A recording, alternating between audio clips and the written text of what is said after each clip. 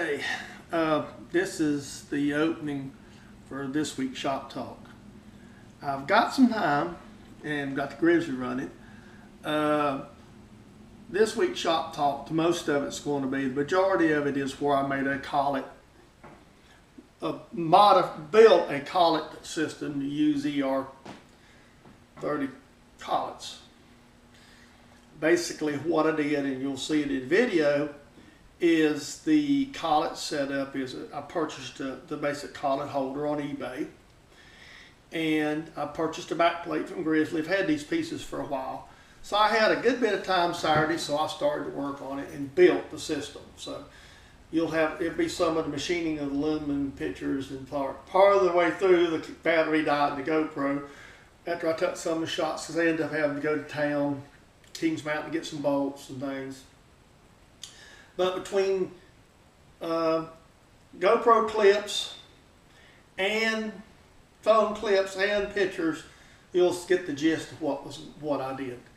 So I hope you enjoy it, this week's video. This is, like I say, I'm going to try to get it up sometime during the weekend. In fact, I'm shooting this opening. I'm going to go down shop and do some other work, shoot some more video. I may even actually include this in the video this week, so I'm not completely sure. One of the things I discovered is my lock handle that I made for the Grizzly is the knob that I use is too big. So I want to make a quick knob. And I've got another project that I may start on this afternoon too. I don't know for sure. And I got to put some more stuff back up. So just bear with us. We're hanging in there. Good morning. We're working on a project. This is one of my projects that's been put back on the back burner. Is this ER32 collet. This come off of eBay. This is a little Chinese rig. And my original plan was to machine the back plate, something like this, to accept that. But when I'm looking at my Grizzly this morning, the travels, it would put me in a bind with travel. I need about at least to a half inch to work with. So I'm sitting here trying to decide how I want to machine this. And my shop's a little cold this morning. I got the heat off, so I'm gonna have to. So while the camera's on at times, I'm gonna have the heat off and on during my camera shots. So I'm looking at some materials I've got where I could use a steel piece or aluminum piece. The steel will work, but it would have to be machined to the inside or the aluminum. I'm still kind of debating. I've got the places for the thread. This would be a little smaller. It's a piece of hot roll, so it would have to be machined on the outside. I may still use it. And what I'm thinking about doing is actually machining me a thicker piece than I need. So I'm leaning towards using this piece of aluminum, because it's not going to really matter the material, because it's all going to be true to, once this is bolted on this back plate, it's going to be true. So I'm thinking about slicing out an extra thick piece of this, machining each side of this flat, and then turn around and machine me a register to fit in this, so I can line a hole pattern up here. Then I can machine an extra register just to fit down in this. Then I can put my hole patterns and everything in place and drill them before I start any machining. So that's kind of where I'm leaning towards right now. So that's what we're working on, and we'll be back with you later. Good morning.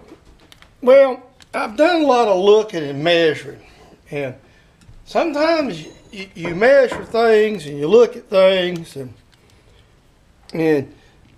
so I remeasured it again, and actually it will work out if I don't do any adapter, mount it straight to the backing plate, that I'm going to be in a good spot. Basically I'm going to be inside the chuck envelope, so I'll have some room to work with stock.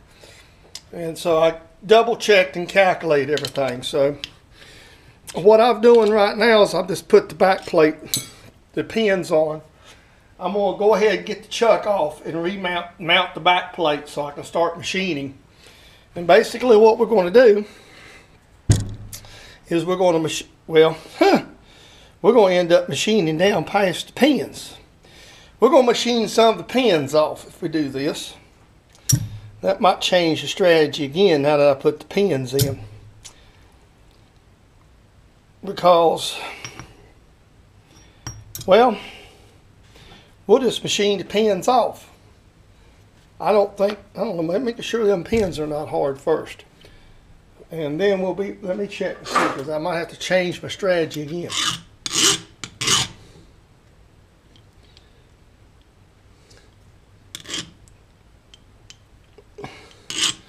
Well, folks, I always have to think, and that's one reason you check everything. So we're going back to the drawing board. Not bad. I'll probably just go back to my original plan and make me an adapter, an extra plate, because I don't want to cut these pins. And what we'll still have to face this plate, but what we'll need to do is go back to my original plan. And what I'm going to do is just cut me a section of this piece of aluminum out, and then I'm going to machine it to where I have a register in both spots, so I can line my drill holes up. That was my original plan, so I'm just going to go back to it. Thank you. I'll be bringing you back. I'm not going to bore you with sawing all of it, but the saw action is we're going to saw it. We're just going to saw a little section of aluminum off here, just enough to do the job. And I'm basically sawing an inch thick slug off of this piece of aluminum, and that's where I'm going to start my machining from. Is that 1 inch slug. I'm going to just chuck it up, true it up, and put 2 registers on it. And then with the 2 registers, I'm going to use them to line it up on each of the 2 different plates. So when I line the holes up, I could put it in the mill and figure it out that way. That'd be one way of doing it. But I'm going to do it the quick and dirty method. I'm going to use transfer punches. So we'll just go from there. What we're doing now is I've got an old set of transfer punches. And basically what I'm doing is I'm machining this transfer punch down to a close fit in this hole.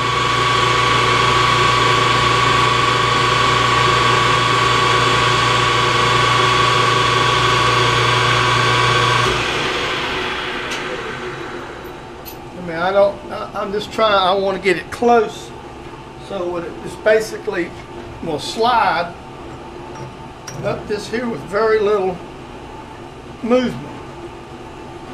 So when I go to punch this, I don't have any, and I measured it, so now I'm just doing it for the fit that I'm looking for. Instead of, maybe I can just take a file here and file it a little bit, so we're going to try it. That don't work a little bit off. It's awful flimsy right in here.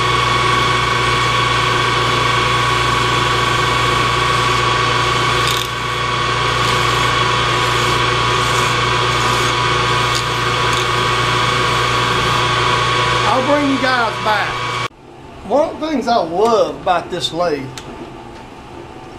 right out the damn gate, is this chuck system.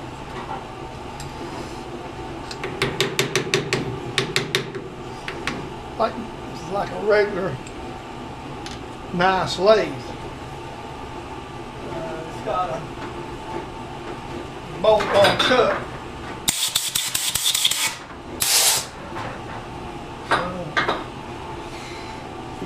You don't have to play with the damn scroll. Excuse my language. Whew. Acting on the same thing.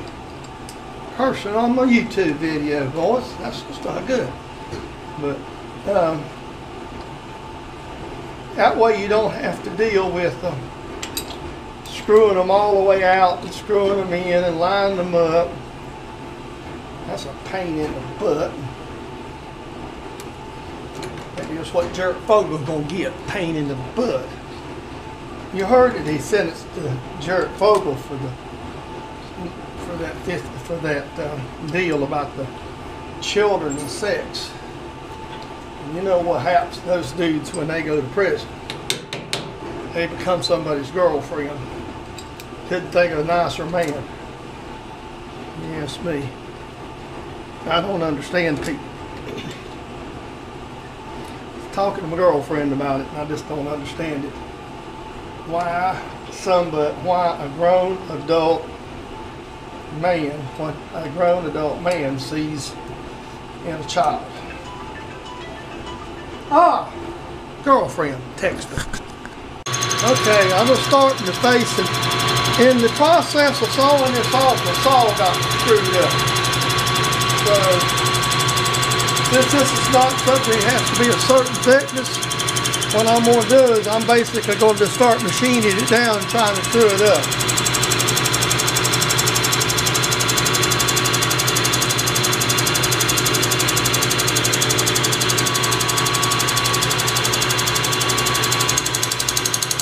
That's the first step, is get it screwed up. So that's what I'm doing, and I'm not going to bore you with a lot of the video of trying to screw it up. So I may get you a top shot here in a little bit and I rearrange. So there's some more action. Basically, what we're doing is screwing up.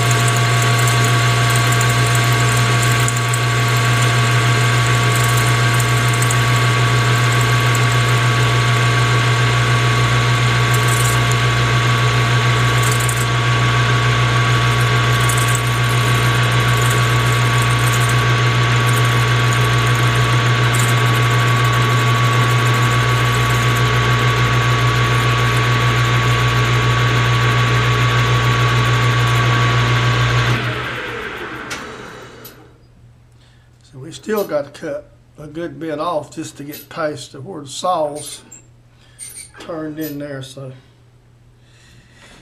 what happened is the saw got crooked. So that's where the problem is. That's what I'm trying to solve right now. All right, we've got the plate made. Now this is where I screwed up on the saw, but this is all going to be removed. This is just basically a spacer plate out of aluminum. And I've sort of roughed it. I mean, I've got it to where I want it. Basically, a rough, it fits, as you see this. It'll have to be remachined, obviously, to fit onto the, to actually fit on the backing plate proper. So we'll have to remachine the deal. So what I'm going to do here is basically just so we can lay it flat on the drill press. I'm not going through the gyrations of using the mill. And I'm going to basically get this laid out and holes drilled in it. And probably what we'll end up eventually doing is this plate will end up with 2 sets of holes in it. The original set of the set we're going to use for this, and then I'll countersink them, and I may end up countersinking them and bolting it to the faceplate, or we just may drill another complete set of holes in it to machine after we machine this thing proper. It really needs to be machined to the faceplate proper. So what we'll probably do is cut it. It'll probably be bolted to the faceplate. I'm leaning towards drilling it, since the plate's the most important piece. I'm leaning towards drilling this plate out all the way through with tap drill and just putting basically like 1/4 set screws or something in it and just tightening them up, and maybe like blue Loctiting them or something to do when I actually get ready to machine everything the way I want it. Then I don't have to drill the holes but once. So I ain't decided it all quite yet. Or I can always turn the plate and machine basically put another bolt pattern in. Everything will line up anyway. So 6 of one, half dozen the other. We ain't decided. But the bottom line is this plate needs to be machined to this plate to be true. So we got to do it that way once we true everything up. But the adapter plate's got to get made first. Okay, what we're doing is basically, there's always going to be a little bit of error because everything's not tightly fitted. So the idea here is, and see, I just really have not deburred much anything. And basically what I'm doing is I drilled the first hole, laid it out, and this is always being done right simple on the drill press. Then I'm doing the second hole, and I'm going to go ahead after each hole. I'm going to assemble everything together with 1/4 screws so it don't move. Or basically a piece of thread, a couple pieces of threaded rod. And what that's going to allow here is basically everything's going to be secure. All the holes will be in alignment. And see, now obviously we still got to machine the plate. And we still got to put a hole through this adapter plate, and then we got to remachine everything to fit. Basically, I'm going to put it back in the lathe. I'm going to bore the hole out. Once I get these screws in and everything lines up, then I'm going to take the center, and see, this center will be actually machined off again. And we'll remachine everything again. This is just what I'm doing is just making a rough plate. Or basically, I'm doing it 2 steps. One step so I can line everything up, basically for the hole pattern. The next step's put the plate on the, once I get the plate made, roughed out, then we'll have to machine the plate to true to the back plate. And see, that way, the problem is the easiest way would have been to put the back plate on and machine down the registers. But obviously with the drive pin sticking out, that would not work, so we have to make this adapter plate. So basically that's what we're doing, is making a adapter plate, or make it basically a spacer. And so it's just a simpler way of doing it and it's a way to ensure that you got enough accuracy that everything will be in line. So that's the biggest thing. So all the bowl holes line up. Because like stuff like this center hole and things is not relatively not important. Now we're just going to pop a big old hole in there now. And we're going to bore it out to what we need it to be.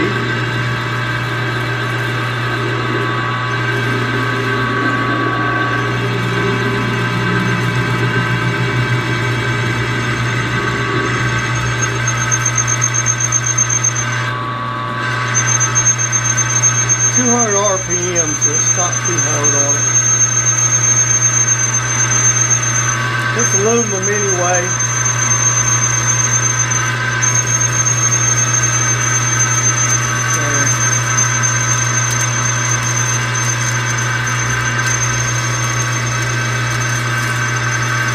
Aluminum anyhow. Probably gonna have to go get some set screws. Because I'm going to probably, when I mount all this together, I'm going to go get some set screws.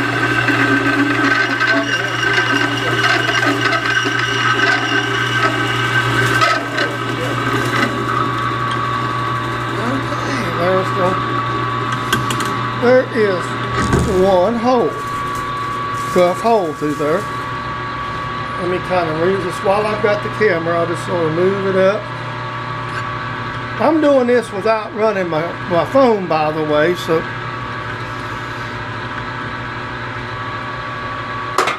And let's just stop. Grab another gear. And bore it out. We're just going to bore it out to about, it's really around an inch will be fine.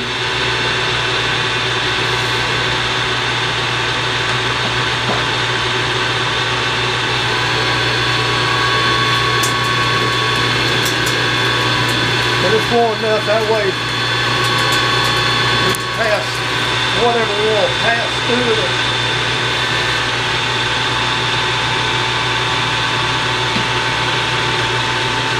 Whatever we want to pass through there, we can.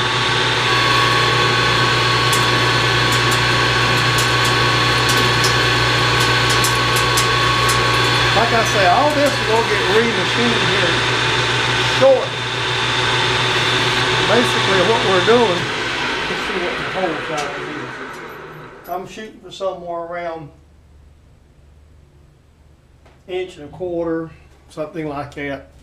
Just enough, like I say, just enough to give me a, yeah, see, that's pretty good there. That's 1.800, that's 1.80. I mean, it's 180.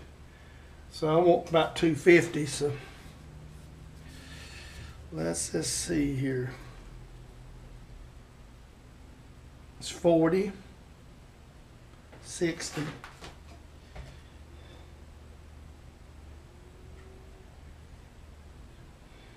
It's going to be close right there to what I want. I'll be close enough. Would be if I touched it the right way.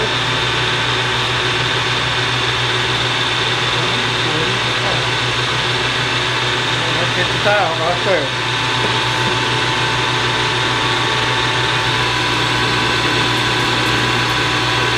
Probably close enough. Again, all I want is a hole through it.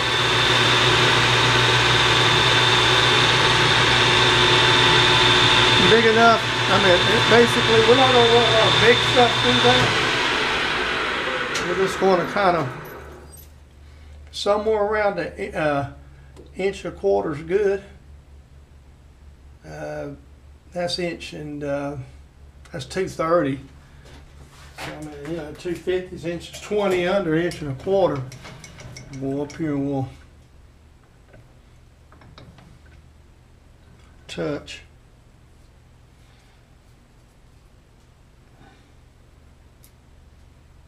Yeah, well, right there's what we want.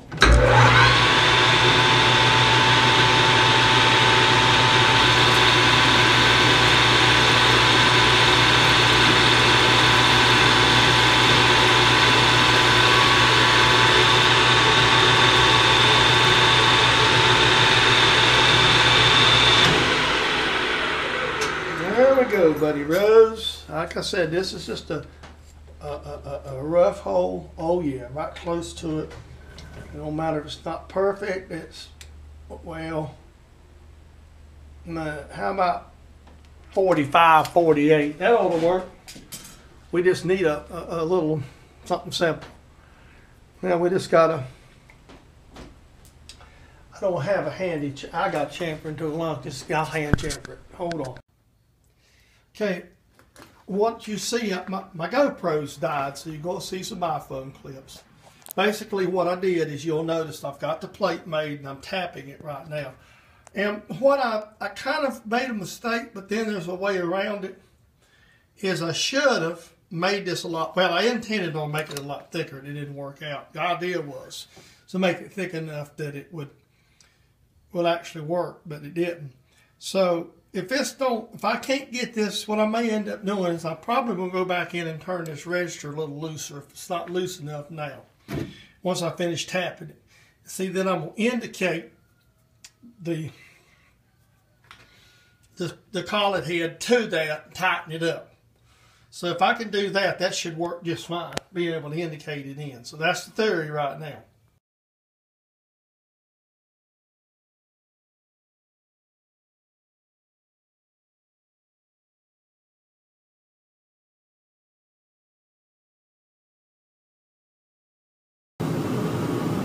Okay, hopefully you can hear her over the heater. And this is my iPhone. I'm still waiting for the aluminum to be solved.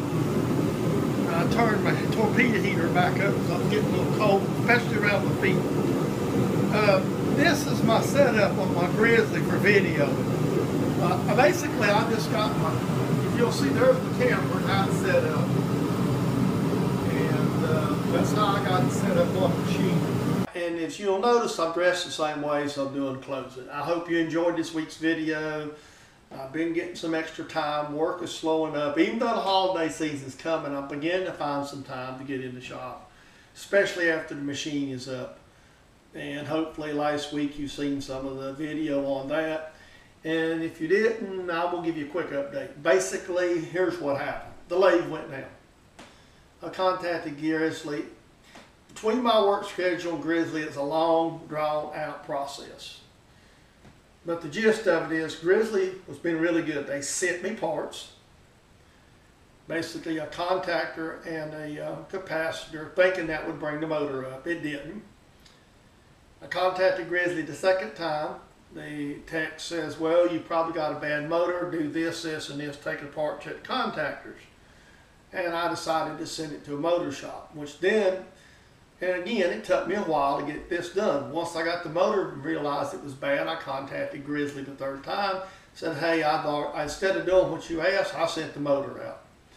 So Grizzly sent me a brand new motor for my lathe. I installed it and then had some more trouble getting it running. Went back to tech support, went back and forth with the electric guy. He called me back. Basically, the original contactor in the lathe was good.